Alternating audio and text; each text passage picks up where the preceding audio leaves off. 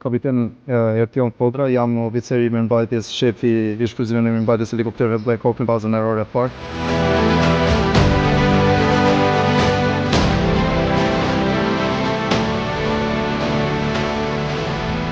Ky hangar do ndihmoj shumë në rritjen e operacionalitetit të mirëmbajtjes së helikopterëve Black Hawk, duke ofruar kushte më të mira pune dhe shërbimi për efektivin e mirëmbajtjes. Ndërtimi i këtij hangari është për të akomoduar deri në 4 helikopter Black Hawk, por jo vetëm për akomodimin e tij, por këtu do të bëhet edhe mirëmbajtja ditore, mirëmbajtja e skeduluar, gjithashtu do të bëhet proceset e troubleshooting ose gjetja e defekteve dhe riparimi i tyre.